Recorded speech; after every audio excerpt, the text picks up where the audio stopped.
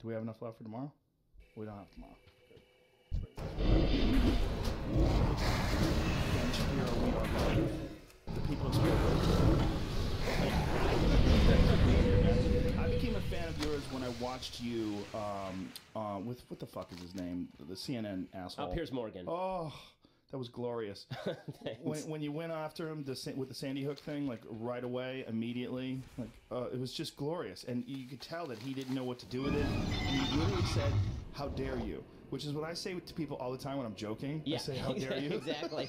As one of my friends said, it looked like he was clutching his pearls. He was really pissed. He was really sure pissed. He was, it was a 2-segment interview, and during the break, I said to him, "Thanks so much for having me on." He kind of growled at me. He was not a happy camper. Yeah, well, you crushed him, and one of my other favorite ones was Chelsea Handler crushing him, where she was literally talking like, "You don't even talk to me in the break. In the break, you're checking your phone and checking Twitter," and you could tell he was like, "Oh no." He just, he came from that weird British tabloid environment, and you found out that the company that he worked for did really creepy shit, like check people's voicemails. They hacked into people who were dead, and they gave the family false hope because they had checked the voicemail, and they found out that someone checked in. They thought, oh, maybe she's still alive. And then we made him a host on like the X Factor and brought him on CNN. It is awesome. I just don't Good media understand decisions all around. Why CNN thought that. We have this fascination with British people. Yes.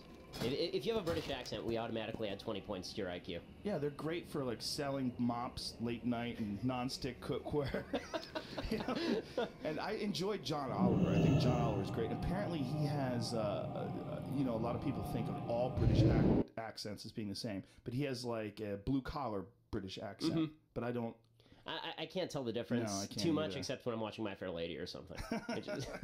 Well, I could tell people from like Manchester and stuff like that because they have like this sort of like way of talking so fast that all the words kind of pile into each other.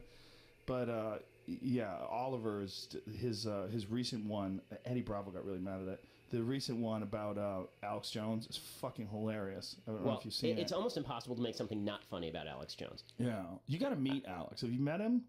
I don't know that, given how much I've made fun of him. Oh, it'd be fine. Oh, really? Trust me. Okay. Yeah, He wouldn't like guy. to strip off his shirt and start. He might, but he'd calm down. You're a good guy. We're basically on the same team. He would come around.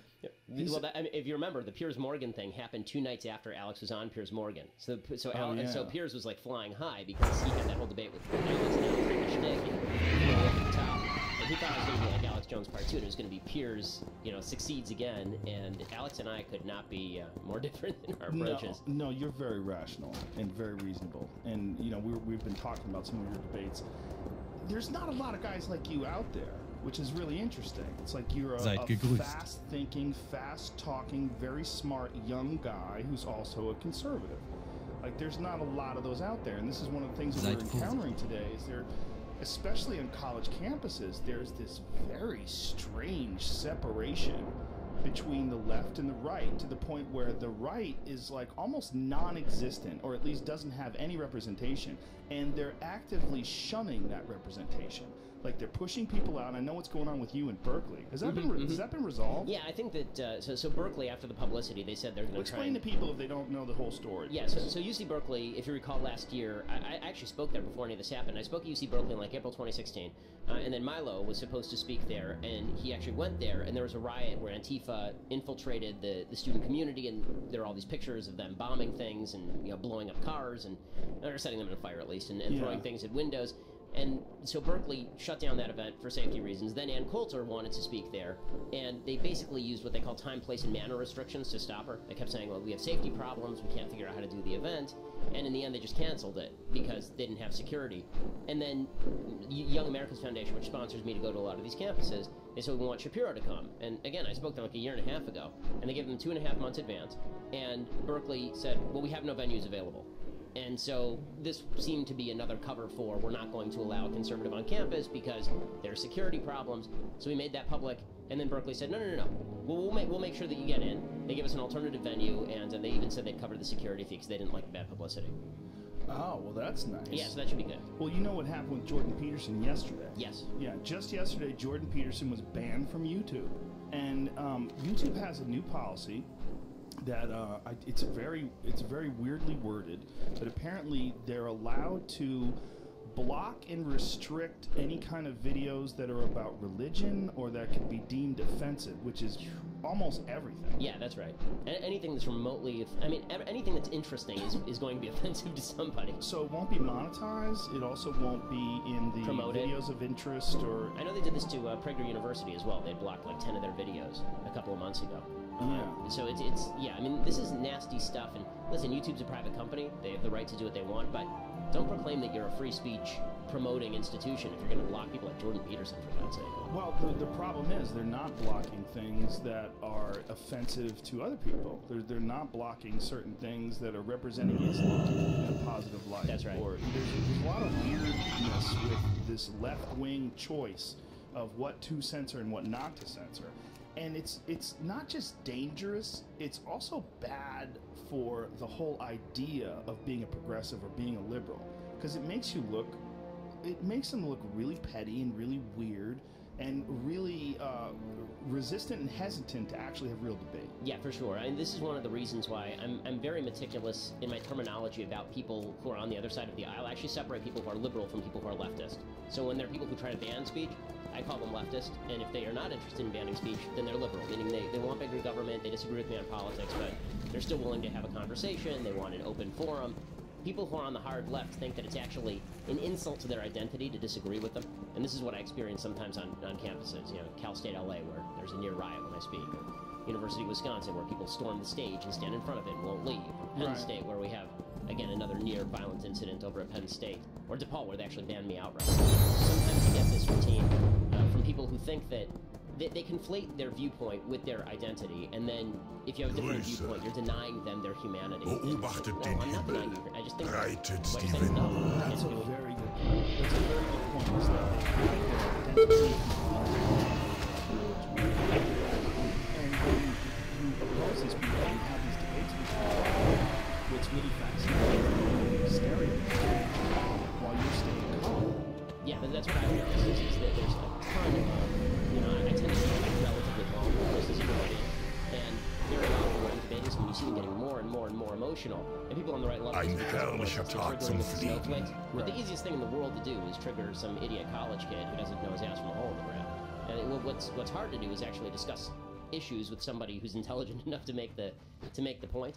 But the level of hysteria on the campuses has really increased. I mean, I now have to travel with 2 members of security to every campus, just because you don't know which campus is going to go off. I never had to travel with security before. It's the weirdest thing in the world. How long did you start happening? Well, February of 2016 is when I started traveling with security. So I spoke at University of Missouri. Remember they had a big blow-up at University of Missouri with Black Lives Matter taking over campus offices and suggesting that there was some sort of big racism problem at Mizzou, which is just ridiculous.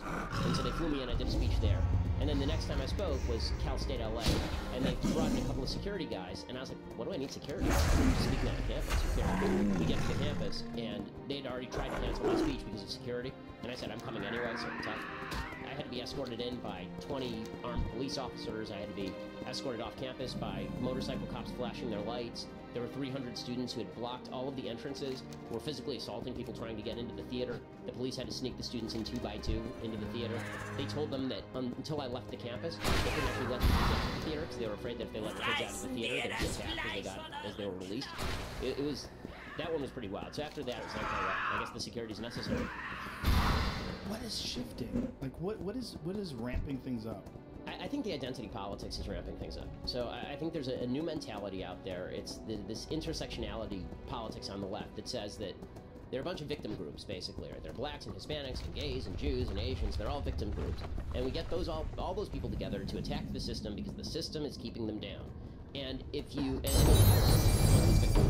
And if you are a straight white male, you're at the very, very bottom of the hierarchy in terms of viewpoints that should be acknowledged because you're the creators of this vast white supremacist system that keeps down everybody else. If you're a black woman, you're near the top, right? If you're LGBT, you're at the top. If you're a white guy and you challenge the viewpoint of a black woman, your viewpoint is an attack on her identity, and therefore she has the right to shut you down.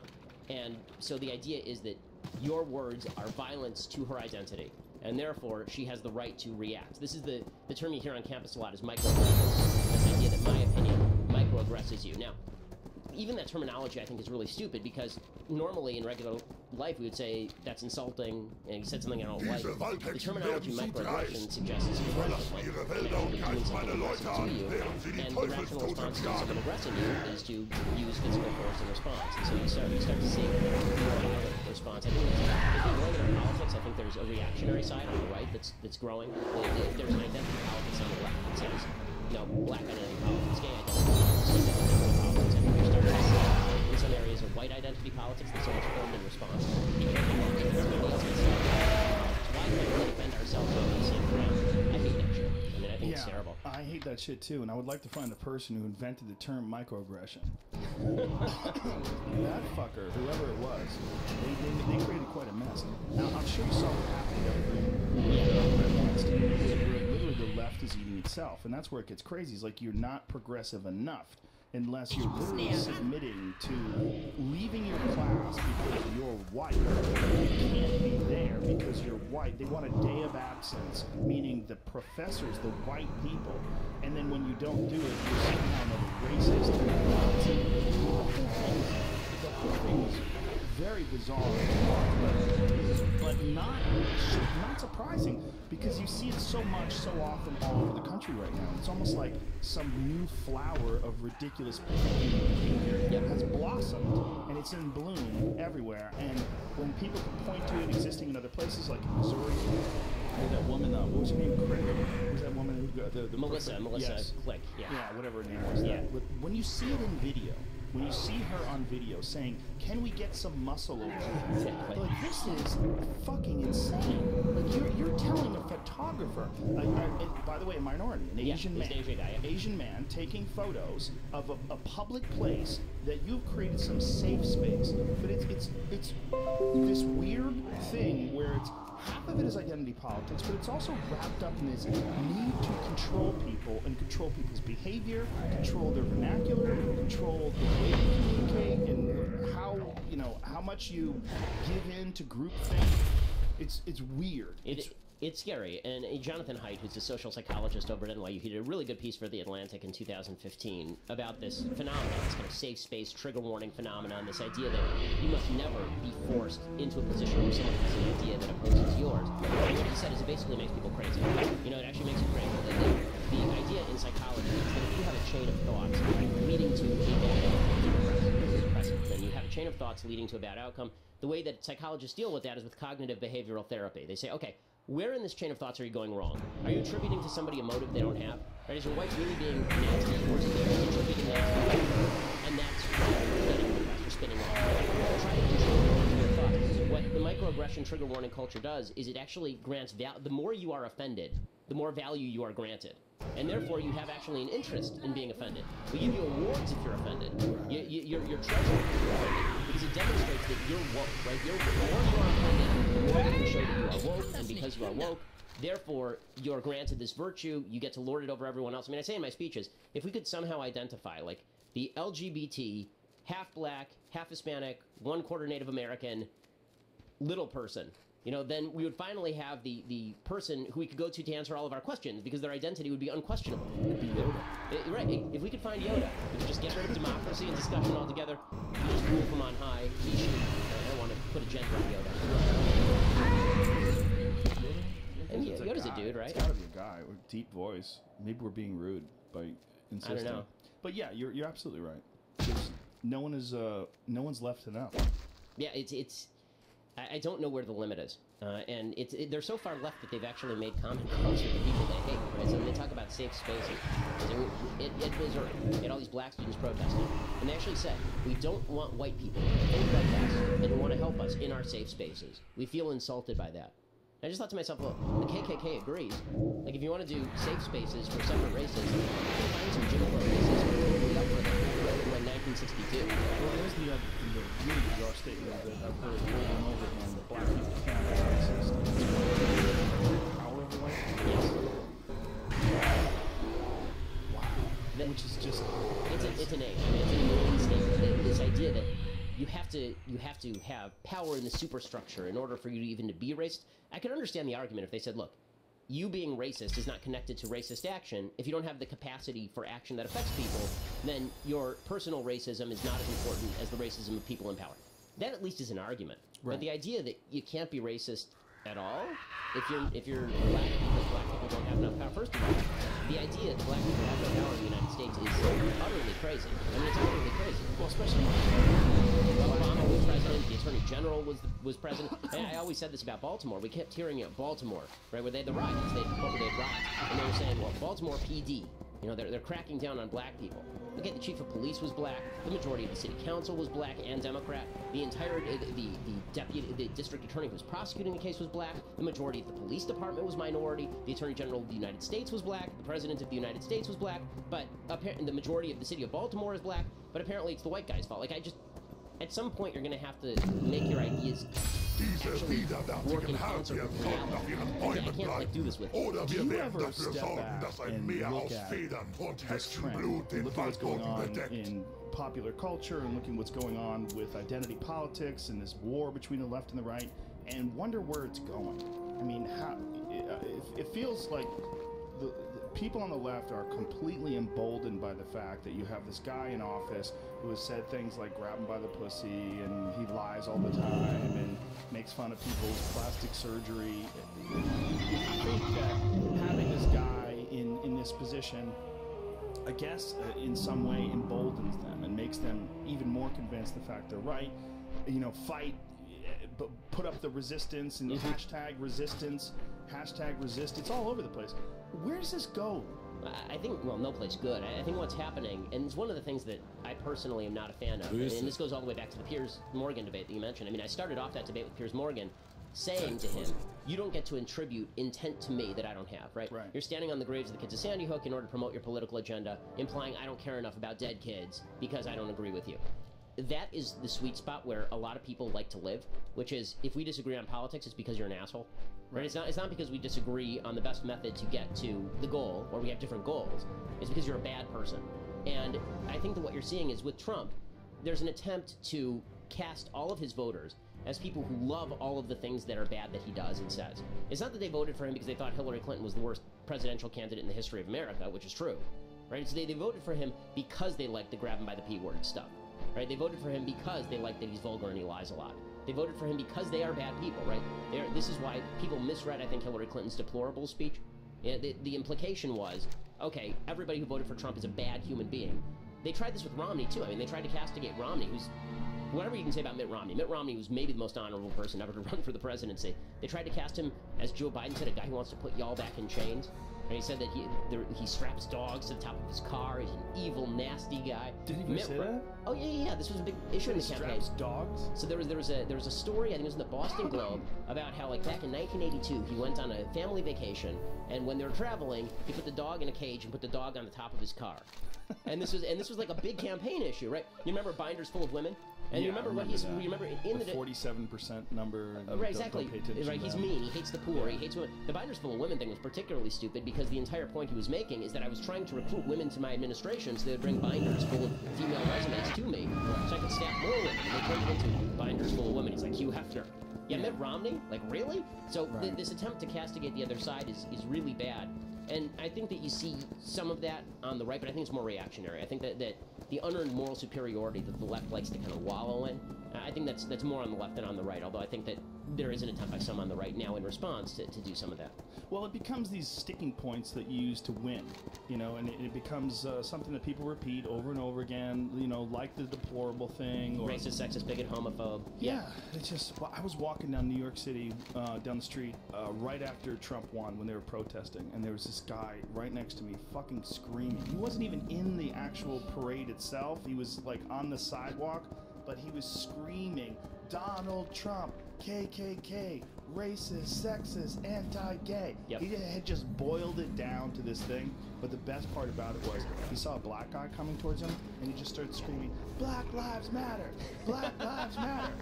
And I saw him, I saw his soul, like in that one move. exactly. That shift to screaming Black Lives Matter when he saw a black guy. Yeah, like, exactly. The whole thing was just... So there's the intersectionality for you, right? You know, you have to know how to appeal to every racial group on the basis of a stereotype. It could have been Thomas Sowell. He wouldn't have known. Yeah. It's almost like the laziness in... having the ability to communicate is one thing, but having the ability to express a complete thought that covers something as nuanced and as complex as American politics in 2017, that's too hard. So let's just yell out, Donald Trump, KKK, and this ability to like boil down what's the difference between the left and the right to like a little statement is, or you know, a bucket of deplorable, a basket of deplorables, whatever it is, you know, binders of women. It's so tempting because it's like it's so powerful that it works. You can put it on the back of a bumper sticker, and I think we've also been shaped a little bit by look, we all live in Hollywood. I mean, you live in Hollywood, I live in Hollywood. That means that, and I think all of America lives in that milieu because everyone watches TV, everybody watches movies. So when we do politics, we tend to see it through the prism of House of Cards or any of the other political movies you've ever seen. And that means there's a bad guy, right? There's a bad guy, there's a villain. And the villain it can't just be that the villain is somebody who's incompetent. Like usually in politics, if somebody is bad, sometimes they have a malevolent point of view. That's pretty rare. Usually it's somebody who's misguided and they have some bad ideas. Usually they're just stupid or incompetent. Like this is what I keep saying to people who oppose Trump. Like, why are you attributing to him malice when stupidity would do? Like, you keep saying that everything Trump is doing is out of some sort of malicious genius. Are we watching the same film? Like, if you have a problem with Trump, it seems... I have a solution for the left, by the way. If they really hate Trump this much... Listen, I thought Obama was a crappy president. I have a deal. How about we just minimize the power of Washington, D.C., and then we don't have to give a crap who's the president of the United States? You think anybody in 1832 really cared who the president was? It had no impact on their lives. But now the presidency has this outsized impact. We care about Washington all the time. We treat it... I mean, the truth is we watch it for fun. I mean, right now, the last week particularly, with Scaramucci, it's impossible not to watch it for fun. But it's actually kind of serious business. Like, there are other world leaders who are actually looking at this like, this impacts my nation. For us, we look at it and we go, well, I wonder what's on TV on tonight's episode of Trump, the series. Well, when you say reduce the power of the president, I think there's a lot of people that would think that would be a great idea because having one person has the authority over 300+ million people, it is kind of ridiculous at this point in time. But how would you go about doing that? Like, what would be the best way to implement something like that? I mean, it really isn't just the presidency. You'd have to reduce the power of Congress as well. I mean, you'd have to go back to a federalist-based system where localities and states have more power over local issues, and the federal government just isn't that powerful. Because what's happened basically in the constitutional structure, the federal government was never supposed to be anywhere near this big. Right? There are very certain delegated powers in the Constitution of the United States that Congress has, and they are very small. I mean, things like building post offices, interstate roads, and regulating interstate commerce. But the idea that they could regulate your toilet flushing is just that's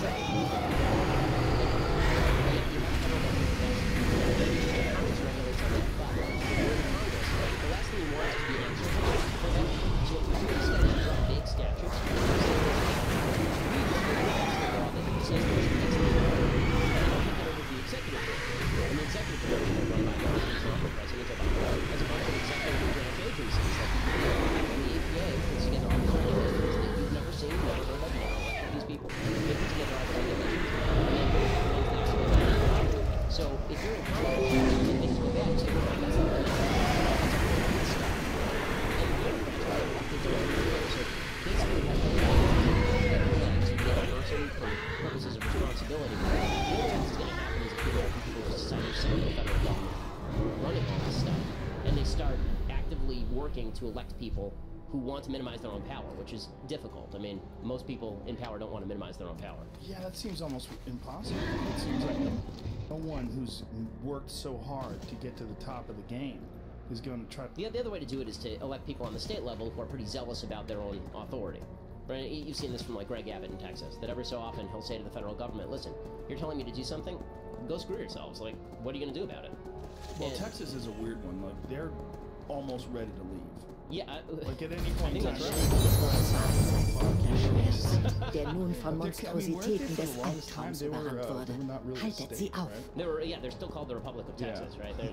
So yeah, I mean, people in Texas, I mean, it's a wonderful state. I love that when you drive through Texas, every single store is called Lone Star.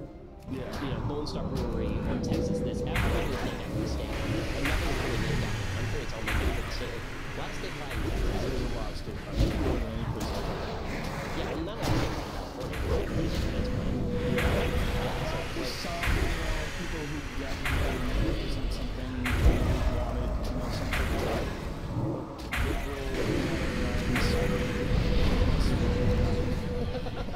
I mean, it kind of is that. I feel like there's some city pride. Like there's Hollywood pride, there's San Jose pride, but like California pride, I mean, the people who run the state are idiots. Well, California's so confused. I mean, we have a grizzly bear on our flag, but we don't have grizzly bears. we have a team called the Los Angeles Lakers, not a lake in the state, right? Yeah, our lakes are all man-made. We have to keep pumping water in because they fucking dry up.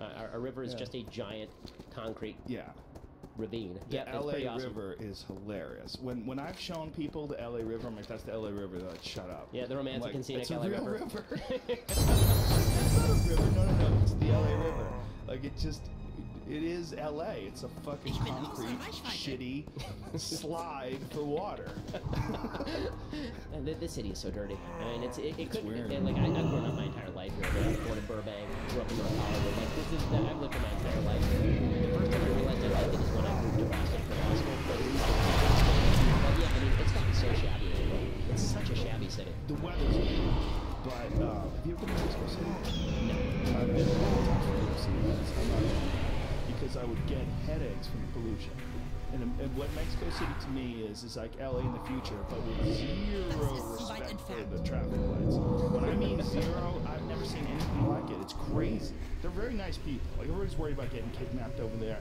I find Mexican people to be some of the nicest people. And real friendly and easy to get along with, but they don't give a fuck about traffic lights. When we were stuck in traffic, like there's bumper to bumper and it's a green light going this way, cars just go in front of you and they just sort of make their way through and people hit the brakes and they make their way through the intersection. It's a straight up red light and they just go. And it's not just one guy goes and another guy goes behind them and then you got like 20 cars and it's just gridlock. Yeah, it's funny to say this, but it's actually indicative of why the United States works. That people actually follow traffic lights. Like, it's true in Italy. Also, it's true in Israel. Like when I visited Israel with my wife when we got married, no one pays attention to the traffic rules. Everyone's honking their horns at each other. I'm American, so why are these people so rude? Honk the horn. Jesus, really? But it is why, like in America, because we have a baseline. And this is what I think is breaking down, actually. So not to get too deep on city traffic, I think that the country was based on this idea. There's a social fabric. We all have respect for each other enough that we're going to follow the basic rules. And that's true as far as traffic lights. It's true as financial dealing with one another. And when you lose that, you lose the basic respect for the guy who lives next to you. You need to get through the red light. Screw him. Doesn't matter if it's red. Then it's kind of indicative of the culture in perhaps generally when small rules start to go broken. Like in Italy, the problem in Italy is that 50% of the market is black market because no one pays them. You're starting to see that in California too. California has the highest taxes in the country, by far. We also have the #1 rate of deductions. So we pass all these high taxes so we can congratulate ourselves for social justice, and then we avoid all the taxes as much as we possibly can. Yeah, exactly. Those people are making a freaking fortune. Well, I just also feel like we get a giant of people seeing a small area. And with LA, it's not even small. It includes William Orange County, and it goes into the valley, and it's just like it's almost like I get that to the future. It's just too many people to care about, and you lose this feeling of value that you have for fellow people. I lived in Boulder, and when I lived there, People's Republic of Boulder was leftists. Oh yeah, sure. If you have a right wing anything, you belong with a sign for some way, they would take it down.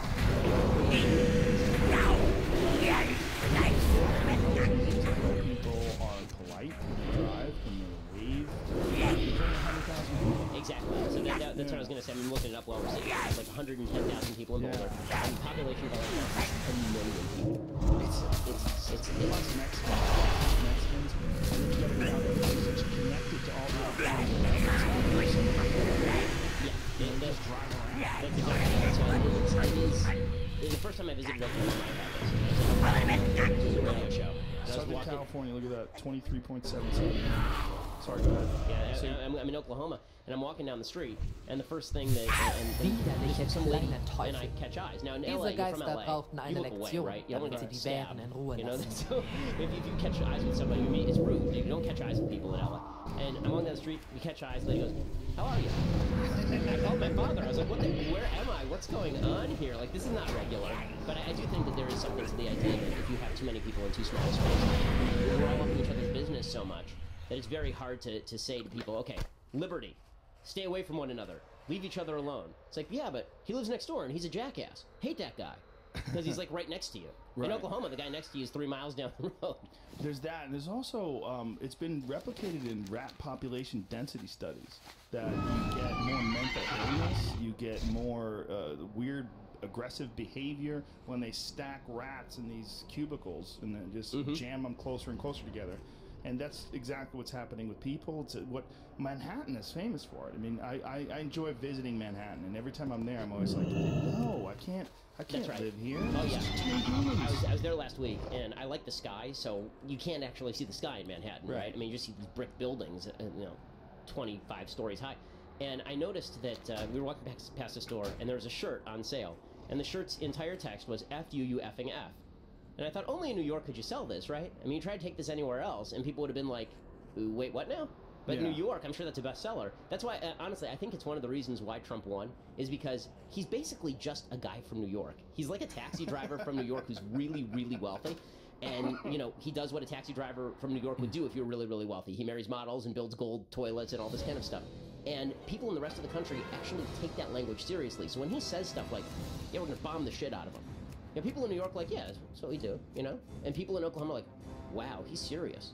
Like, that's actually going to happen. And it's like, probably not. Probably that's just how people from New York kind of talk. Yeah. We saw this last week, right? He was talking about the cops, and he was saying this thing about covering their heads before covering they put them in the cars. And he's talking like a Long Islander. He's talking about like, they throw them in the back of the paddy wagon, and we do all the, and you don't put your head on the, fine. They bump their head, they just killed someone, and so the entire media went, how dare he? He's talking about how cops should rough people up. Listen, is it appropriate for the President of the United States to talk like that about treatment of suspects? No. Are we supposed to take this super seriously? Like this is like Trump is actually recommending a policy change with regard to... He's working the room.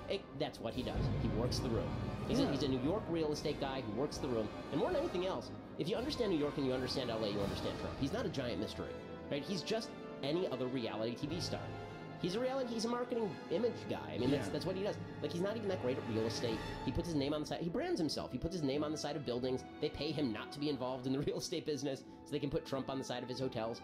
Great. I mean, that's what he does. That's why I'm kind of shocked that he's kind of crappy at the imaging as far as being a president. You'd imagine that he'd be better at this part of it, at least. I just think he didn't understand the volume of hate that was going to come his way. And I think he's such an egomaniac, he has a hard time dealing with it. He has a hard time, like, separating. And that's one of the things that I've read about him, that he's getting better at getting away from the comments and not reading comments on Twitter. But he fucking blocks people. Yeah, so you know about that. Somebody sued him, Well, there's a group of people suing him, and now they're actually starting to rule against public officials, people who are in the public light, being able to block citizens and having their own opinion about what this person's doing or not doing. So then you have to say, well, are you allowed to be vulgar towards the president? I mean, how far does that go? I mean, what are you allowed to say? I mean, my view is you should be able to say whatever the hell you want about anybody, but you can't threaten them. Well, you can't threaten them, obviously, right? but it does go more to the level of pettiness. He's the most powerful man on the planet, and he's busy blocking people on Twitter at 3 o'clock in the morning. Well, like, that whole Joe Scarborough and what is her name? Mika Brzezinski, that was just the bloody face thing. He was saying that she should... This is the fucking president. He's saying she showed up with bloody scars, or she was bleeding from her recent facelift. Exactly. And first of all, it turns out that probably wasn't true. But second, it wasn't true. I mean... What the fuck goes out when you're bleeding? I agree with you. I agree with you. But this, I wrote this about a National Review. You say that the level of hatred directed toward Trump is warping Trump. I think that it's also warping some people on my side of the aisle who are so... interested in the fight, that they're less interested in advancing the policies that I'd like to see achieved. So I think there's a whole group of people where, let's say that Trump would just resign tomorrow. He'd say, you know what, I've had it, screw it, I'm out. And Mike Pence becomes president. And then Mike Pence proceeds to do all the things conservatives want him to do. We get tax reform, limit immigration, and we do all of these things. But he does not tweet Brzezinski's bloody face. I think there's a right. I think there's what they want is somebody who pisses off the left more than beats the left. Pisses them off. If you piss off the left, I think Obama sort of trolled some of the right into insanity. I think there are a lot of people on our side where it's like, this is a jerk. He keeps saying things just to piss us off. And Obama did do some of that. And so Trump is kind of a Twitter troll. And So he does the same thing. We're like, yeah, that's awesome.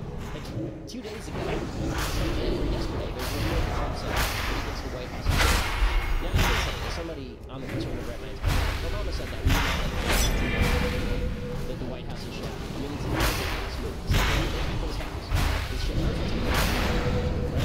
And second of all, this is the most iconic building on the face of the planet. And, oh, it's shabby.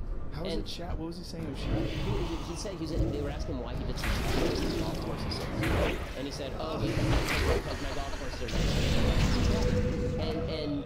But there are people on the right who are like, fine, it's funny. Like, you know, at least he's trolling the left. At least it's ticking them off. It's, guys, ticking off the left is not a substitute for defeating the left if you actually care about defeating the left. Like, this is one of the things that drives me nuts. Because my life goal has been to promulgate particular ideas, not just to piss off the left. But I think that in the fight, there are a lot of people who have fallen into the trap of thinking these two things are identical, right? You piss off the left, that means you're winning. It's like, no, pissing off the left may be part of it, but that's not how you win. You win by saying things that are true, and if they get pissed, they get pissed. Well, my good friend Bill Burr did this piece about Obama back when Obama was mocking Trump and saying the one thing that I is president of the United States. Yeah. Remember when he did that? Oh, yeah. And Obama was saying this on stage, and you see Trump in the audience, worried. There's, big frog, double chin, he's sitting there eating it all, and that fucking stuck in his craw. There's a whole story that came out from BuzzFeed about his interaction with a guy named McKay Coppin, who reported for BuzzFeed, in which McKay was basically like saying to Trump, like, you're a joke. I think Trump ran just because he was sick of people telling him that he wasn't going to be president. I really think that's what drives him. That doesn't mean that Trump does. I hope he does do the things. I don't want every president to do things I like, but he's going to have to get it under control a little bit because he was willing to keep the mooch. I mean, the mooch.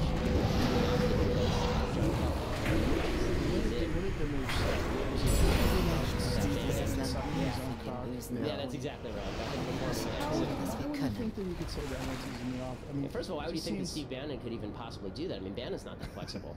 I know, Steve. That's not something Steve would do. Giant unit, but it doesn't matter. The idea that you would think that, I mean, he must be emboldened by the fact that Trump has said so many outrageous things. Well, I mean, there were reports from the New York Post that Trump liked it. That all that happened is that there was so much blowback that he had to replace Kelly, and he puts Kelly in there, and Kelly's like, you can't do this. Right. And Trump's like, okay, fine. But doesn't it seem more crazy to fire a guy after 10 days than it does to sit him down and say, hey, don't say that again. You would think that's what, right. Let's move forward. That's what they should have done the next day. But he's been doing it for a while. He's out there and saying he's looking at the president, he was an enemy of the president for a week. And he said he was going to get fired. Right. And at the same time, however, this is the same week that Trump himself is tweeting out that Attorney General Sessions, which is the most loyal supporter of the bad guys that they're shooting, that he wishes he would go away. First of all, Trump can fire anyone at any time. Like, this is very passive aggressive. For a guy who made a living saying you're right about that, it's amazing that all the people that Trump has fired have been fired for service. Like Clinton's on. James Comey was fired basically through Rod Rosenstein and Sessions. And then Rosenstein had to recuse himself, which is how he did the special counsel. And Comey fired on TV, right? He sent like an emissary to go to LA and give him a letter, and like everyone he fires has to be fired in the most roundabout. I think that Trump actually, I think the dirty little secret is I'm not sure Trump actually likes firing people. I think he kind of like likes torturing people, but I'm not sure that he actually likes firing them. Well, maybe he doesn't like people being mad at him face to face. I think that's he wants them to love him in front of his face, so like when he's not there, you can make a phone call, fire him. You're fired, right. Jetson, hang up the phone, and you don't have to actually see the guy. He wants that guy to like him. Yeah, the Comey thing was really bizarre because it was like, oh, you can do that? Like, this guy was looking into impropriety.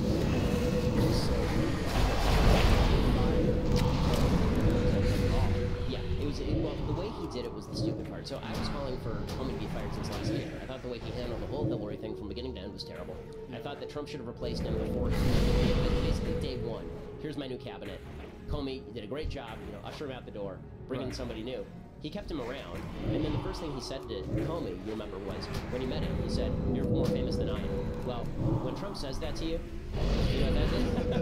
that's the writing on the wall right there. First of all, it's not true, but second of all, I think maybe there was also a part of the problem was that Comey's a giant.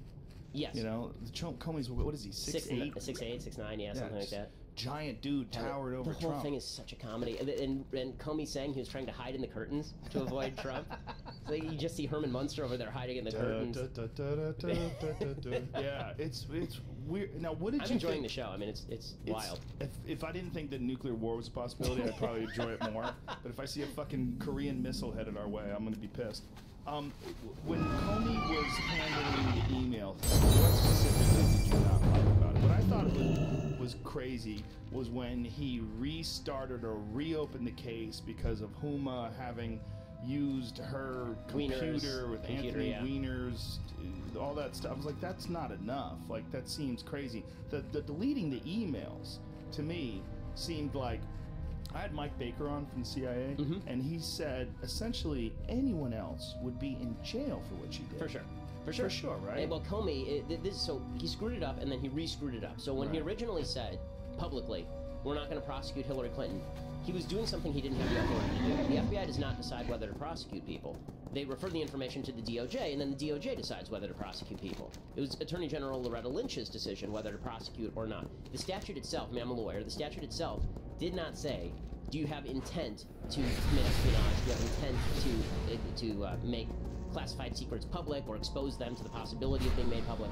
Intent is not an element of the crime, right? If you do it, it's a crime. So my wife, she's a doctor, and that means that she is under HIPAA requirements. There's no element under HIPAA that says that if she reveals somebody's, proprietary medical information by accident, well, there's no intent, so she's okay. That's not part of the statute. If she brings somebody's medical records out to her car, and somebody steals the medical records, if she's working at the VA or something, that's a crime. It doesn't matter if she intended to do it and just left it in her purse. So Comey read the element of intent into the crime to get Hillary off. And then he said, okay, we're not going to prosecute this. We're going to leave it alone. Die Wurmkrallenharpien sind über das Schattenmoor hergefallen. Die Überlebenden konnten sich zum Glück in Sicherheit bringen. But no, we're not going to do that.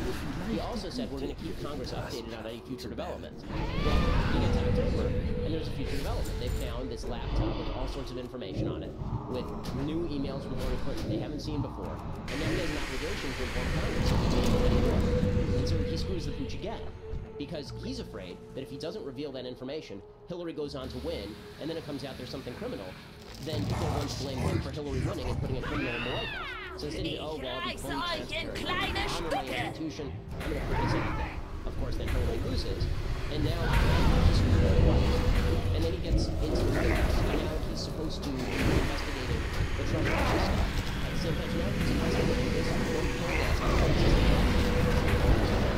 wrong way, every step of the way, because he was so focused on the integrity of the job, the integrity of the investigations, the integrity of the DOJ.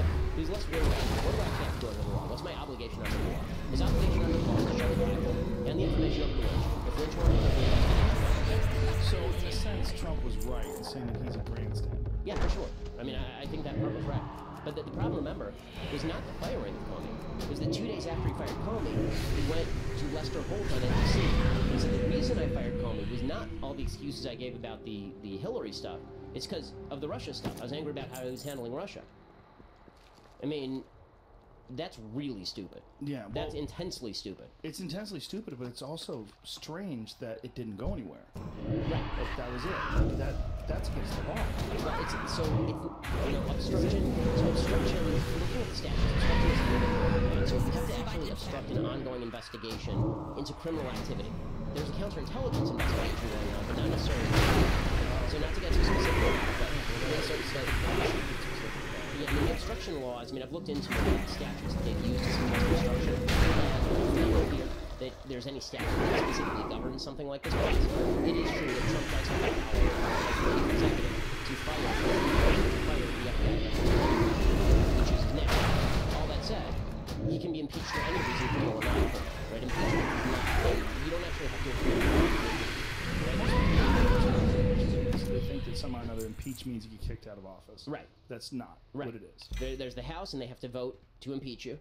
And then there's the Senate, and they have to vote by a 2/3 majority, or 60, it's a 2/3 majority, to actually convict you of a set of crimes that they come up with. But these are legal definitions, right? It doesn't mean they actually have to prosecute you like they would in a criminal court, and you'd have to go to jail or any of that kind of stuff.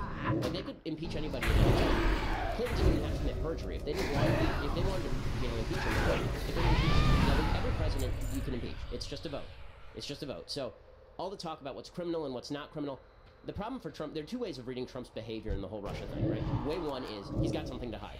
Now that's the most obvious one. He's got something to hide. That's why he gets rid of Comey and then brags to the Russians that he took pressure off him on the Russia stuff. And so way one is he's hiding something, and now he's firing everybody who gets in the way. And there's, chain of evidence doesn't the people he's angry at, in order, are Attorney General Sessions, the Deputy Attorney General Rod Rosenstein, the former head of the FBI James Comey, the acting head of the FBI McCabe, and the special prosecutor, right, Robert Mueller. So those are all people involved with Russia. Those are the only people he's really angry at. So there's something to be said for the idea that maybe he's trying to hide something. On the other hand, evidence of collusion itself. We saw it by Donald Trump Jr., but we haven't actually seen any evidence that the Russians were providing special information to the Trump administration, which was then being weaponized for use in the campaign. We haven't seen any of that stuff. So here's the other plausible theory, and this goes to Trump's personality. He's so petty, and he wants to be loved so much, that he is angry that people keep saying he won because of the Russians. And so now, every time people say that, he just gets pissed, and he fires people. So Comey, I mean, this is totally plausible, right? Comey comes to him and he said privately that you are under investigation. And Trump says, why didn't you just say that? And Comey says, well, I can't say that, because if I say that, I'm going to have to update Congress on the investigation. And Trump doesn't like it. He wants to know he's pretty clear. So he fires Comey. And then he goes up public and he says, I didn't like how he was handling the Russia thing. I'm innocent. Why won't these people leave me alone? Right, so there's two ways to read this. Either he's totally innocent but stupid, or he's trying to hide something. Those are the only two plausible ways of reading the situation. The Donald Trump Jr. thing is really bizarre because he released all the emails. Like, I just almost like, look, I've got nothing to hide. Like, you aren't supposed to do any of these things you're saying in these emails. Yes, that was not the good. And then you hear that he was quoted by This is good stuff. I mean, Donald Trump Jr. releasing the email. First of all, it is imperative to know. 8 minutes later, the New York Times. So he was beating it. And so he puts that out there. Which is a smart move. It would be smart if he found a way to spin it. If he had done it, this is the thing in politics now. The way politics works now is your smartest move, if there's dirt about you, is to be the first person out the gate with it, and you put a spin on it, right? So, like Barack Obama, imagine if Obama hadn't said anything in 2008, and then we found out a week before the election that he did coke in high school. Now, a lot of people wouldn't care, a lot of people would, right? In 2000, George W. Bush was hit with a DUI charge from like 1973, and it probably lost him a point. So, what Obama did is he wrote an entire memoir, and he just kind of dismissed it, right? In the middle of the memoir, he goes, Heute habt ihr bewiesen, dass ihr dazugehört. And everybody went, oh, he did a little blow. All right, So if you're going to release this kind of stuff, and you have to put a spin on it, Trump Jr. did. He just put out the emails, and the emails themselves contain the damning material, right? It says right in there. Yeah. There's a Russian government lawyer. The Russian government sees this as part of its effort to aid Mr. Trump's campaign. And Donald Jr. is like, thumbs up, guys. He was like, I love it. Sounds awesome. I love it. Let's meet. And so that does not look good. It's not quite as much as people on the left want to say it is, meaning that there's no evidence yet that any information was actually exchanged with the Russians or that anything came of the meeting. Most of the people in the meeting have said something and said nothing came of it. But we don't know whether Trump knew about the meeting. I find it kind of hard to believe he didn't, considering every major campaign figure is there. And then they just keep doing it. And this is the part that's really the problem. They're lying because they just think they can get away with it and they're stupid, or are they lying because they're actually being meticulous about their lives? Now, I tend to think the former because this is a professional organization. I think Trump lives a lot. He says things like, I'm stupid. He says things like, the leader of the Boy Scouts called me and told me to do that. And then the leader of the Boy Scouts like, what? So is that a calculated lie to hide something, or is it just that Trump lies by nature and so he does it a lot? Well, I think he's just so used to putting that spin on things, that publicity spin. Right. And the thing that he said about this was that this is what happens in politics. You get dirt about your enemy, and people exchange information. It's just what happens. It's just you're seeing it now. So a lot of people are like, yeah, well, that makes sense. Right. And this is something that, again, I think that we're shaped by Hollywood a little bit. Politics is dirty, but some of this stuff is not usual. Right? It's actually not particularly usual to meet with a government that is really not friendly to the United States to receive information about your political opponents. But if you've watched House of Cards, you think, well, I mean, it's like 2 steps down from throwing somebody under a subway, so what's the big deal? Cards? I don't, because I work in politics, and when I go home at night, the last thing I want to do is watch entertainment about politics. I watch Game of Thrones. That's as political as it gets. Yeah, House of Cards is a great show, but if it's half right, like, I always wonder. The thing that gets me is when people suicide themselves that are on their way to trial. I'm like, okay, I don't want to be that fucking guy. I don't want to be that tinfoil hat guy. But how many people are going to suicide themselves? I mean, for sure, someone's been murdered. Somewhere along the line, someone knew something, some powerful people got to them, and they murder him. Like, it's gonna happen. It has happened. It must have happened. I mean, I think it happens a lot in Russia. I don't think that, I don't believe what Trump said. And again, I think this is what Trump has a skewed vision of what politics is, because he thinks that the outer limit of politics is Russia. He thinks anything inside that limit is now okay. Do you think it's ever happened in the United States or just in Russia? Like political assassinations? Yes. I can't name a specific example of where it has. I think that's... Are you open to the possibility? I'm open to it. I mean, if someone shows me Lyndon evidence... Johnson. Lyndon Johnson could whack somebody?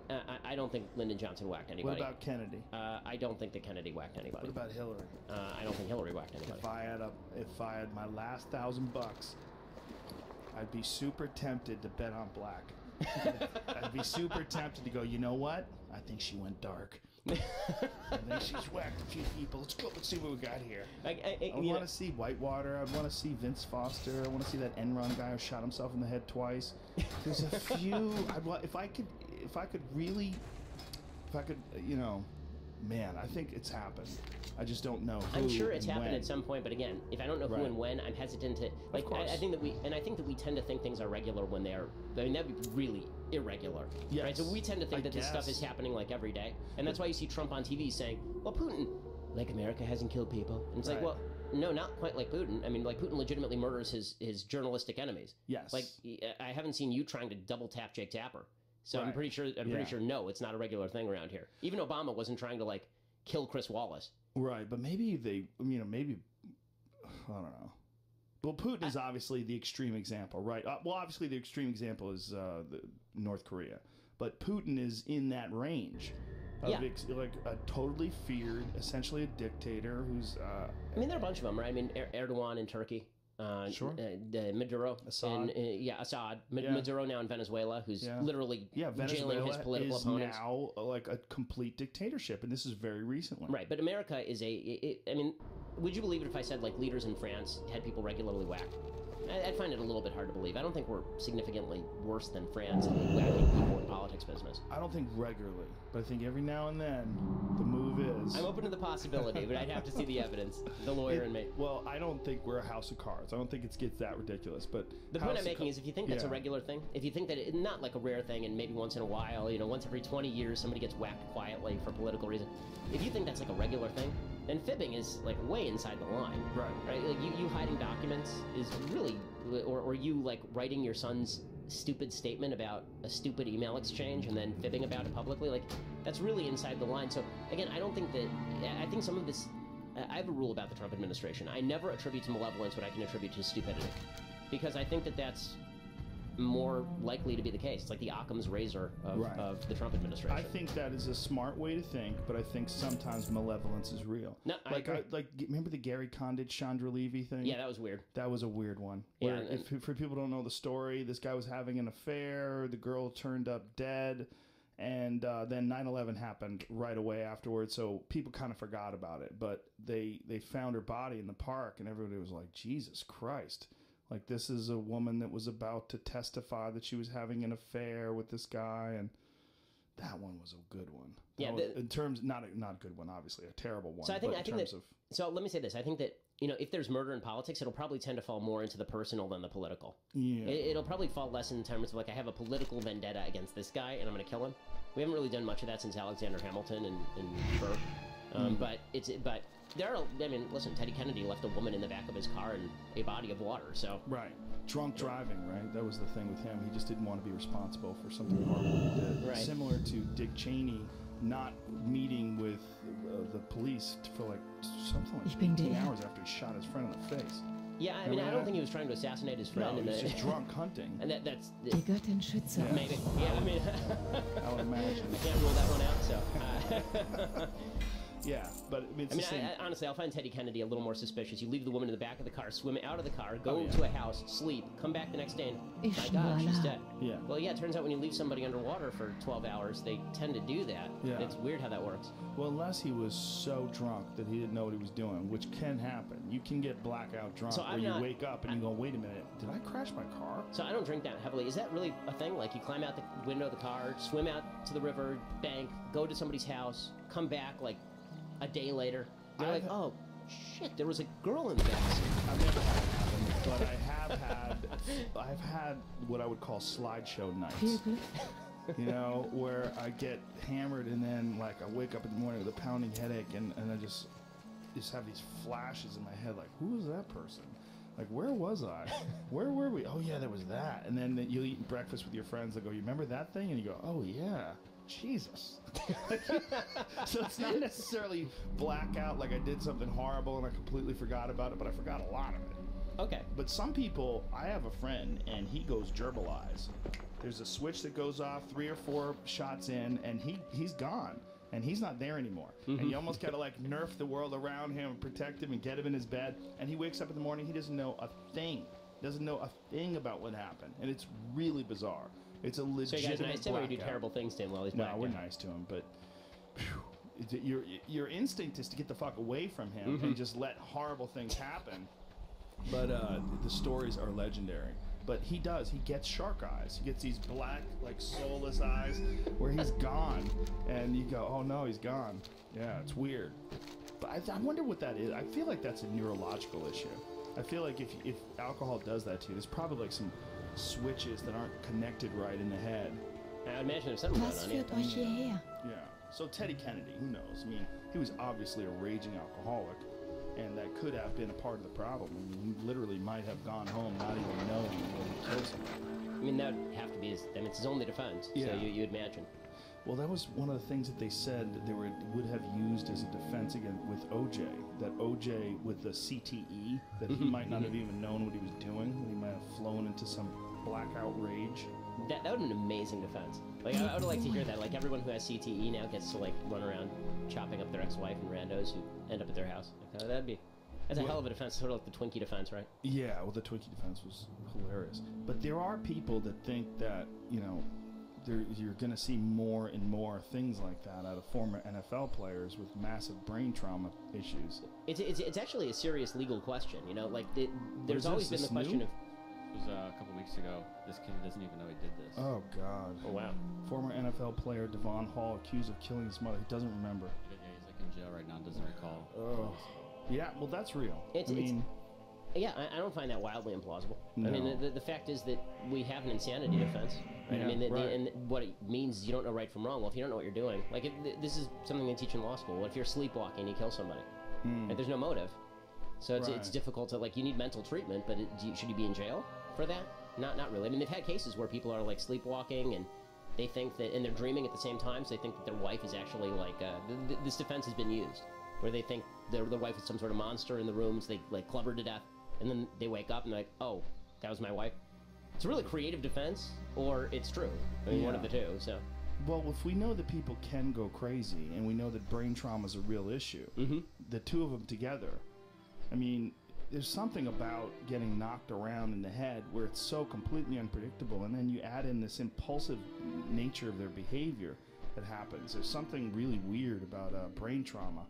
It causes a lot of very strange impulsive behavior in people. They really can't understand even why they're behaving the way they're behaving. It's just not good. Obviously, this is way off track, but it's. I mean, my point It's is, not that far from politics to brain trauma. you don't want a former NFL player being the fucking president. They did the CTE study. It was 111 players, and 110 of them had CTE. I mean, you tell me. I mean, you have more experience with this. I mean, I didn't find that shocking at all. I mean, they've been calling people punch drunk since 1910. So. Well, see, the thing is, when you get to that, when you get to the slurring your words part, you're so gone. Like, you're already gone. There's a lot of people that have CTE that speak really well, and they're very articulate, and they're very reasonable, and you wouldn't even understand that they're dealing with all this host of neurological issues. By the time your voice, obviously I'm not a neurologist, but by the time, as it's been explained to me, your voice is slurring and you're dealing with like real heavy duty symptoms, like you're fucked. Like you're so gone. Like you're way off the deep end. So here's a weird question for you. I mean, what would you do about, like, I think the NFL is going to start losing viewers because of this. I think they are. I think you're right. And, you know, I wonder about MMA. It's a factor. I think there's two things going on. There's the fuck it factor, where people are like, I don't care, I want to watch people get their ass kicked. It's fun. It's exciting. People love it. And it's consensual. It's primal. Right. Yeah, and people know what they're signing up for when they do it. They know the consequences of it, and it's worth the glory to be the guy who delivers it versus the guy who receives it. So I think there's that. But then there's also, look, you know, like the Colin Kaepernick thing, I think that probably cost a lot of ratings for the NFL. Sure. There was that poll that came out that said, I think, of the 12% of people who said that they were not watching NFL games last year, 28% of that 12% said that the Kaepernick national anthem thing was the reason. Yeah, I mean, some people, it probably emboldened them. They probably liked it, and they wanted to watch it more. This is fascinating about the cultural breakdown of the country. Basically, white people hated it and black people loved it. This is how the polls were. It's like 72% of black people thought it was great, and like an equal percentage of white people thought that it was just terrible. Which is a fascinating look at sort of how race relations work in the country at large. It's actually one of the reasons I think that ESPN's been losing ratings. Like, I used to watch ESPN religiously, and now all I want is to just watch my sports and not be bothered with the politics. Right. Because I say I do that during the day, and it's a pet peeve of mine that every time I turn on ESPN, I have to lecture about Caitlyn Jenner or about Black Lives Matter. It's like, shut up. Caitlyn Jenner hasn't even been athletically relevant since before I was born. I was born in 1984. Well, the Caitlyn Jenner piece, when they did it for ESPN, and I don't know if this is true or not, but the word was that her getting Athlete of the Year, or whatever the award was that she got. It's like Hero of the Year. It's like the Hero of the Year award. Yeah. Hero. Was directly tied to the exclusive interview with Diane Sawyer. That makes sense. They sold the two of them together as a package deal, which I buy 100%. If you don't, come on, think you don't about know how TV works if that's the case. Where she came from. She's a fucking Kardashian, okay? She's a giant Kardashian. That's right. That's what she is. Now notice I'm saying she. Yeah, you're saying she. I would say very politically correct. Yeah, I'm not. But the video where they circled her house and she was like moving in the shadows behind the drapes. Did you ever see that? No. Oh, it was wonderful. It was wonderful. It was like the first time she was revealing herself as this woman. So they're circling her house. She's this glorious house, and like looks like it's in Malibu or somewhere. Where they're circling the house, and it's in the hills with a helicopter, like filming. This is like fucking high production value shit. Yeah. This isn't just like, hey, you know, we met with Caitlyn at home. Caitlyn, tell us your troubles. You know, like Kristen Beck, the former Navy SEAL, you know, who just sits down very reasonably and says, this just feels better for me. This is who I am. Right. No, there was like curtains and shadows, and it was mysterious, and then she starts talking, it's like, well, you know, I've always been a man. You're like, oh God. And then there was the weirdest part where she said she got surgery, but it doesn't make me any. It wasn't like I was any less of a man or less of a woman before the surgery. Right. Well, this is the case about gender, right? Well, then why get the surgery? That was like. This is, well, there are a lot of questions as to the logic of all of this. Like, you call Caitlyn Jenner Caitlyn Jenner is a biological man. How dare you? I'm triggered. Sorry to break this to all the people who listen to your show. Caitlyn Jenner is, like, I had a tweet this week. All the people that listen probably agree with you. Yeah, or at least a good amount do. The number one retweeted tweet I've ever had had 100, and I tweeted I think a day ago, and it has 120,000 likes. And there was a headline from CNN that said transgender man gives birth to it was transgender man assigned the female sex at birth, gives birth to healthy baby boy. And so I tweeted, woman gives birth to boy. Right. Because it's a woman. I mean, that's not a headline. I'm sorry. Like, just because the woman believes she's a man doesn't make her a man. Like, biology still exists.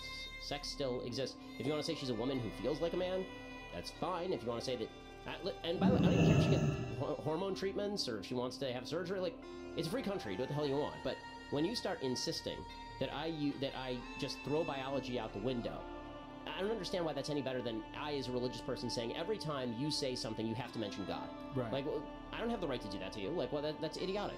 Are you fascinated by it? Are you fascinated by the transgender, I'm fascinated by the society's obsession with it. Yes, that's a good way of saying it. Yeah.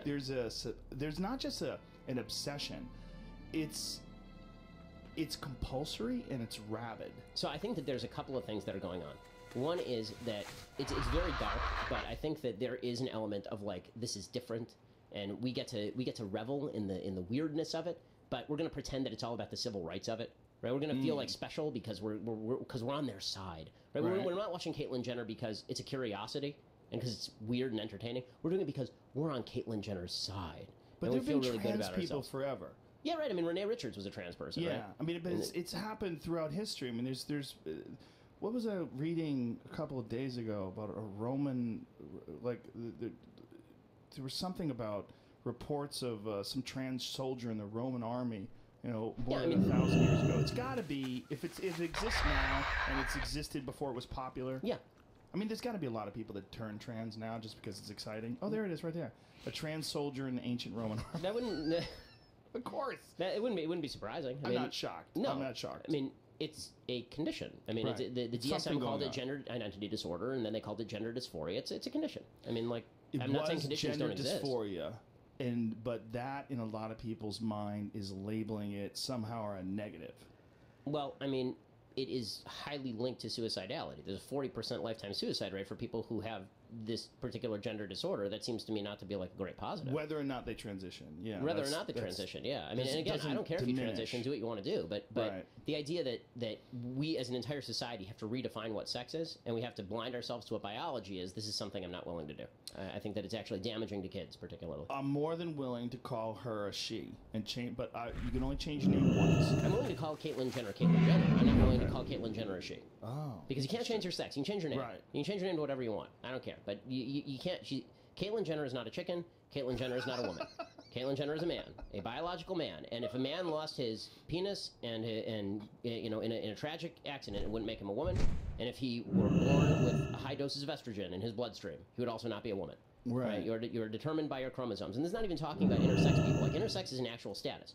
Intersex is a biological status. But this nonsense that if you, Joe Rogan, decide tomorrow that you are a woman, no surgeries, no hormone nothing.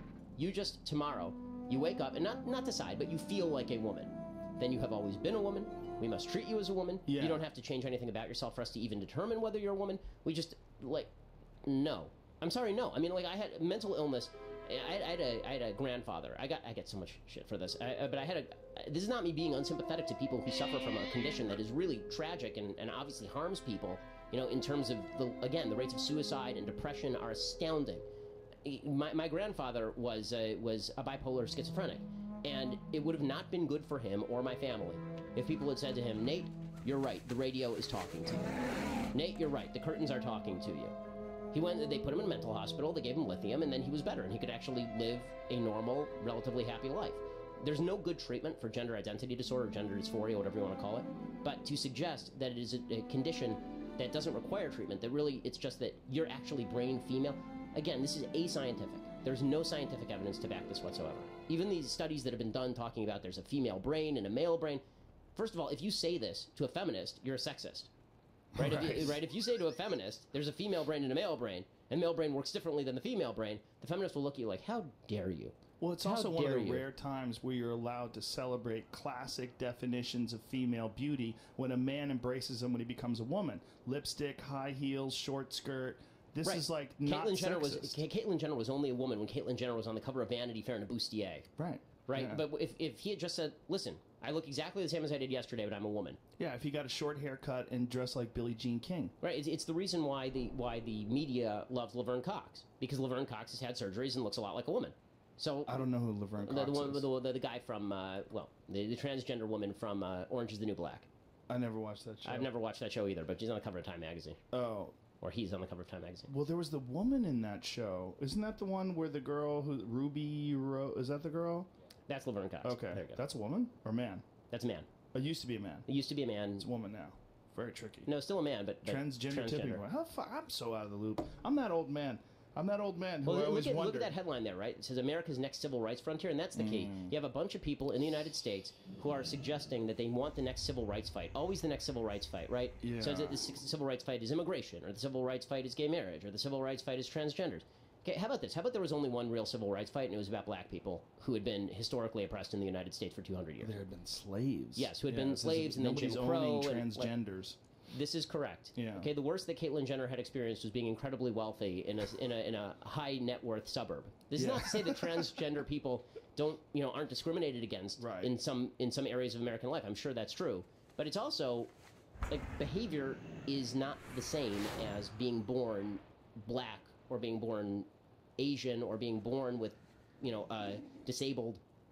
Like if I'm a business owner and I hire you and you're a man and you come in the next day and you're dressed in a woman's clothing saying you're a woman but you still have a full beard, like I don't see why I as a business owner am expected to eat the cost of that. Like that seems bizarre to me. Eat the cost is a great way to phrase it. I didn't have a dog in this fight. I was completely open and liberal about it until there was a case where a man who had been a man for 30 years became a woman for a little less than 2 years and then started MMA fighting women. Yes, exactly.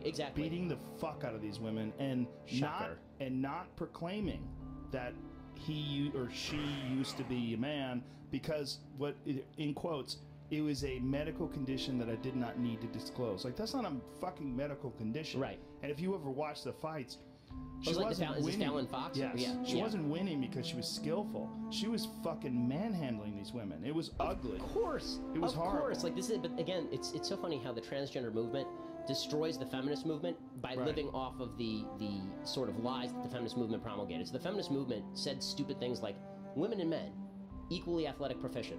Well, that's something that has been repeated very recently, that there's no biological difference in the genders and it's all social. Absolute horseshit. I mean, I'm just sorry, there's no scientific evidence to back that, and it's particularly true with regard to actual physical capacity. This is just nonsense. Not just no scientific evidence, but a counter. Mountain. Yeah, I mean, mountain of it. My favorite study on this is, you remember there was those commercials about like throwing like a girl, running like a girl. Right. Remember there's feminist commercials saying, what is it to be running like a girl? And they would show an adult woman and she'd be running all girly, and then they would show a little girl and she's running, and it's still a little girly, but she's running, like normally. Fierce. It's only exactly fierce. It's only society that has forced the little girl to run like a woman. First of all, I have a 3-year-old girl. She runs like a girl. Second of all, and it's not because I'm teaching her, and it's not because her mom runs, because she doesn't, right? But does she play with dolls because you're a sexist pig? It's because of that. My daughter started off liking trucks like in the first year, and I didn't give a shit. And now she likes playing with dolls and dressing up in princess dresses. Like, who cares? She's a girl. She's always been a girl. She'll always be a girl, whether she likes trucks or whether she likes dresses. Yeah, that was an issue with one of my daughters too. My daughter was a little worried about her. I go, she's gonna be a dyke. She's like, no. I go, what's the big deal? You like lesbians? Who cares? I don't care. I'm like, I do not care. And she's like, and then she turned the corner, and then but we just let her be whatever she's in. But she was really into like Batman for a while. Yeah, my daughter is into Batman, and then she was into Wonder Woman. Like, who cares? But but what's funny about this is that the left kept saying, even when I met my wife, right, who's a conservative, and I made her more conservative when we got married because that's what men tend to do to their wives. But I remember early on we had a conversation about this, and I said, women don't throw like men. And she got like all offended, and I said, "But that's factually true." She said, "Right, but it's insulting." It's like, no, that's factually true. Like, I'm sorry, there have been studies. Out of 1,000, if you took a woman throwing a baseball and then 1,000 men throwing a baseball, the woman will throw faster. Then out of those 1,000 men, this is in the book The Sports Chain, the woman will throw faster than 2 of those men out of 1,000. And we're not talking about like Goose Gossage here. We're talking about like regular humans. We're talking about the accountant from down the block. We're talking about Paul Ryan flinging a baseball. Yeah. Right? I mean, that's not the way this stuff works. Well, that was the counter that Fallon Fox used, was that she actually lost to a woman. She lost to a woman named Ashley Evans Smith. But what I said was, no, this proves my point, is that you're not good. You're just a man. Well, this was, John McEnroe got slapped all over the lot when he said about Serena Williams. She's great. Serena Williams is great and all. But if Serena Williams were he said she's the best female player ever. And they were like, well, why not just the best player ever? And he's like, because she's a woman. Like, if she were a man, she'd get her ass kicked. And everyone was like, no, how dare you? Right. There is something called the Universal Tennis Ranking. She would rank in the mid-ranks of college male players if she were a man. And Serena Williams had said like 5 years ago, no, I never want to play with like Andy Roddick. He'd kill me. She actually did this. There was a 200th ranked man in the world who she wanted to just warm up with. And they played a normal match for he won 6-1, 6-0. Right, and he was like ranked 200th in the world, and the only shock was that he dropped a point to her. Well, there was the issue of Renee Richards. When Renee Richards started playing tennis against women, kicking their ass, and he was a middling player at best as a woman, or as a man. But as a woman, he was a fucking killer. Hey, I mean, this is what should insult feminists. It turns out that Caitlyn Jenner won all these Hero of the Year awards and everything. We men are so great that even when we decide to be women, we're better than women. That was the most bizarre thing. He'd only been a woman for 6 months. But he's amazing. He's incredible at it. He's a natural. He's a gold medalist. It turns out that men are better even at being women than women. No wonder feminists are Einmal mehr should be. erhebt sich der verfluchte Nebel aus dem Meer, women bevor sich ihre Finsternis weiter ausbreitet. And important and different and veterans and women. I don't understand how we hold these two simultaneous thoughts. Hillary Clinton needs to be president because we need a female president. But also, Donald Trump is how do you hold these two simultaneous thoughts? I always thought that in the last week of the election, if Trump thought he was going to lose, he should have just declared himself a woman, and then he too could have been president. If he just showed up with a dress and lipstick. Man. And the entire left I could identify have as a woman. I'm the best. One of the great things that I got in Iran, it wasn't even arguments, but so many people were calling me a bigot. It was stunning because it was so confusing to me. And I'm talking about defending a biological woman. Like these biological women, at least 2 of them got the fuck beaten out of them by Fallon Fox before they found out that she used to be a man. I'm like, that's not an issue to these people. And so this one woman said, she's always been a woman. And I said, okay. She gave birth, she impregnated a woman and got her pregnant. I go, what about then? She goes, even then. Yeah, so even then, she was a woman. She was a woman. She was fucking a woman with her dick and getting that woman pregnant. We are in. This doesn't mean. This is what's crazy. You can't, just because something's illogical, you can't just decide that someone's a bigot. Like we're in a weird area. We're talking about bone structure, and here's the crazy muscle thing. density. There's a crazy thing is that they always rely on these gender reassignment doctors to define the terms. And it's really interesting because I got deep into the rabbit hole with this because I was really shocked at how many people were angry at me. Yeah. And there's one doctor who is a board-certified endocrinologist who sort of broke it down. She's like, not only is the science behind this crazy, but when you have gender reassignment surgery, one of the big issues with men transitioning into women's bone density is she said, when you have gender reassignment surgery, your bone estrogen, which actually controls bone density. She's like, not only do they have less bone density once they become a woman, they might have more. Whoa. Because you're preserving it. Mm-hmm. Like you're not going to automatically be just like a woman in a year or so. I don't think surgeons. I mean, I know too much about doctoring from having spent 1,000 years with my wife's medical education to believe that doctors have the capacity to magically change a man into a woman. No. Maybe it's going to happen one day. Eure Knochen werden mein Schmuck sein. Before birth, you actually edit the birth. I mean, once you're this is great stories about people deciding that their child, who's like 8 or 9 years old, this is effed up beyond belief. It's scary because you can't. A 9-year-old with a fucking 17-year-old doesn't know. That was the thing about that. She was saying that when she was young, when she was a teenager, she wanted to be a man. She wanted to be transgender, and that she had gone through that phase. And now she's so happy that she didn't do anything. Right. Well, Yeah. they say that 80% of kids who experience any sort of gender dysphoria as children grow out of it. So when you have a society that reinforces it, and then in Canada, they say that if a kid says, you have a girl, and the girl says, I'm a boy, and she's 3, that the government can come into your house and take the kid, because obviously, if you don't want to humor the kid and get the kid treatment or surgery or hormone blockers, then you're obviously doing something wrong to the kid. This is just... It's insane. First of all, if anyone tried to do that with my kid, I would meet them at the door with a gun. I mean, this is the kind of stuff where you're talking legit civil war. Like when you say that the government can take people's kids from them because the government knows better than you how to parent your kids on basic things like, are you a boy or a girl? That's going to get violent pretty quickly. If you send someone to my door with a gun saying, I'm taking your daughter from you because your daughter says she's a boy at school, and you're not going to take her to a psychiatrist to start the transitioning process, no. How did we get so far down this rabbit hole? This is a 60-year-old man, like Bruce Jenner, who decides he wants to be a woman. Do what you want, free country. Have a good time. How did we get so far? People aren't switching to the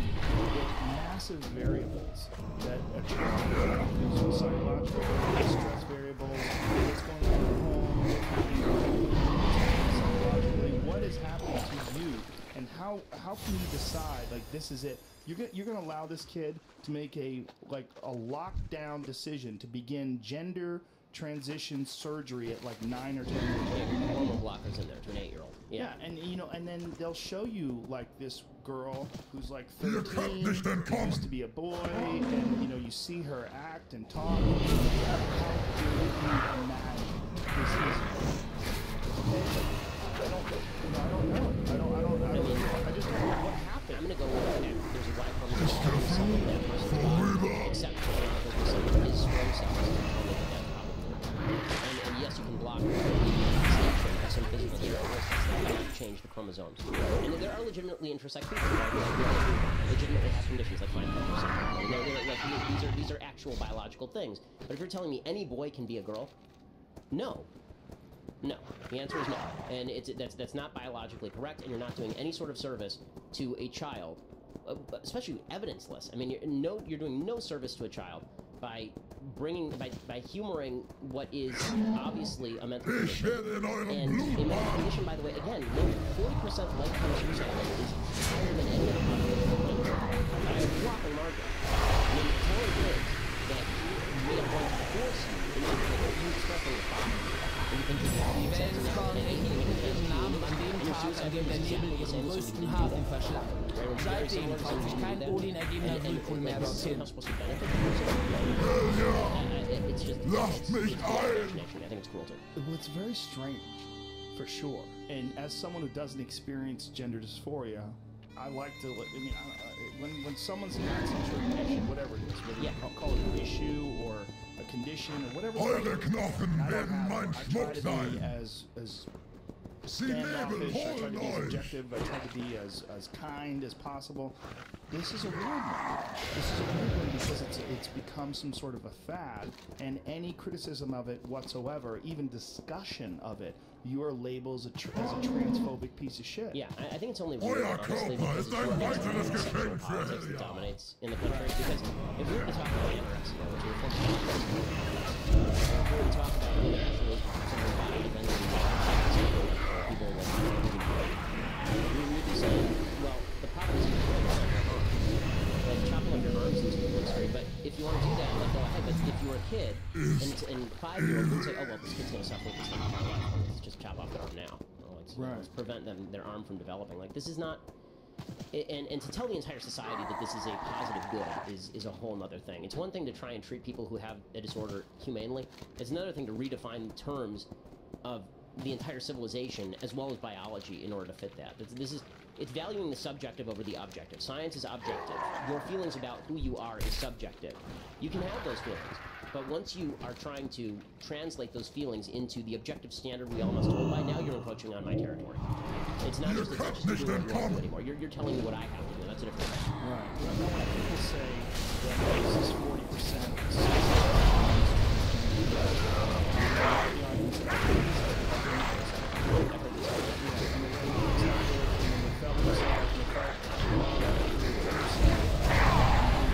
just like everybody else. I've seen no evidence to suggest that. If there is a decrease based on treatment, then it's marginal at best. But that dysphoria, is it uniform? Like, I would like to know, like, is like gender dysphoria, is it in a similar percentile as anorexia, or what bodybuilders get, or what strippers get when they get triple F tits? I don't know. I'd have to look up like the anorexic suicide rate. Body dysphoria is a weird thing. You know, It is. I've met people. There's a girl that goes to my yoga class that's anorexic, and it's so disturbing. It's horrifying. It's horrifying. And listen, I'm not saying that we should mistreat people, but if again you're talking about an entire society being forced to redefine basic biological terminology, then be an adult. Live with this. I'm happy to treat you with. Listen, I would hire a transgender person, but I'm not going to change what reality is in order to humor you. Like, if you call yourself Napoleon, I'm not going to call you Napoleon. You're not Napoleon.